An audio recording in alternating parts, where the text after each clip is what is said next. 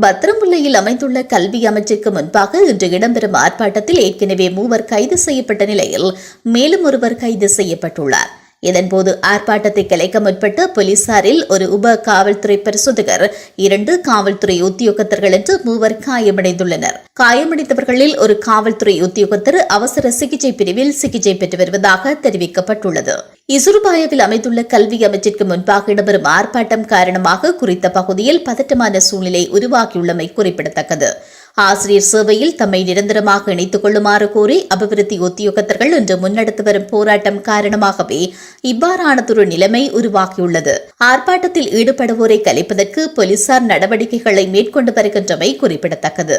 மேலும் பொருளை கொட்டாவ வீதியின் 174 பேருந்து வழித்தடம் போக்குவரத்து முற்றாக பாதிக்கப்பட்டிருந்தமை குறிப்பிடத்தக்கது. இதேவேளை பாடசாலை அபிவிருத்தி உத்தியோகத்தர்கள் மற்றும் பட்டதாரிகளை ஆசிரியர் பணியில் இணைத்துக் கொள்வதில் உள்ள பிரச்சினை குறித்து அண்மையில் பாடசாலை அபிவிருத்தி உத்தியோகத்தர் சங்க பிரதிநிதிகள் குழுவிற்கும் கல்வி மற்றும் உயர்கல்வி பிரதி அமைச்சர் மதுர சேனரட்னவிற்கும் இடையில் கலந்துரையாடல் ஒன்று இடம்பெற்றிருந்தவையும் சுட்டிக்காட்டத்தக்கது.